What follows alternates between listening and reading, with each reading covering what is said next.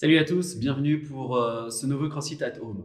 Aujourd'hui, en échauffement, vous allez avoir 3 tours de 7 up and down, 5 front squat, 5 push press et 5 thrusters. Pensez bien sur le up and down, c'est un burpee sans la pompe et sans le saut, donc on essaye juste d'être un tout petit peu dynamique et de faire une jolie planche lorsqu'on va jeter ses jambes au sol. Pour votre front squat, placez directement un dumbbell, un kettlebell ou même une barre si vous avez la possibilité sur vos épaules. On essaie de garder son torse bien droit et on descend en flexion complète. Sur votre push press, mettez bien les pieds largeur de vos hanches. Puis après, petite flexion et on va mettre la barre ou encore une fois l'objet que vous avez à disposition au-dessus de la tête. Et pour votre thruster, c'est un petit combiné des deux autres exercices.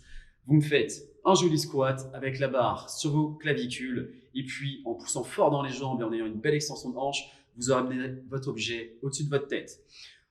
Ce sera tout pour votre échauffement. Aujourd'hui, votre WOD du jour est un 4-time où vous allez faire un tour de 25 burpees, 50 thrusters et 25 burpees.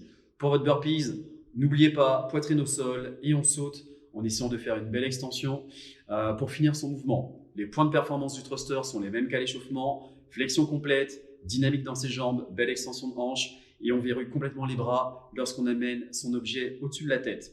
Puis vous aurez 4 minutes de repos. À la fin de ces 4 minutes de repos, vous allez enchaîner sur 2 tours. 12 burpees, 20 thrusters et 12 burpees. J'insiste bien sur le fait que ce sont 2 tours. Donc, lorsque vous commencerez votre deuxième tour, vous allez refaire 12 burpees. Donc, ça fera un total de 24 entre le premier et le deuxième tour. L'objectif pour vous aujourd'hui, c'est sur ce premier tour de burpees thruster, d'essayer de le faire en moins de 5 minutes. C'est largement gérable, donc il va falloir bouger vite et surtout bouger bien. Profitez de ces 4 minutes de repos pour marcher un peu, ne restez pas assis, ne vous allongez pas. Et puis après, même objectif, sur vos 2 tours, ils sont juste décomposés par rapport au premier, vous avez même quelques petites répétitions en moins. Donc même chose, essayez de faire 6 minutes maximum pour ce deuxième tour. Bon courage à vous et amusez-vous bien.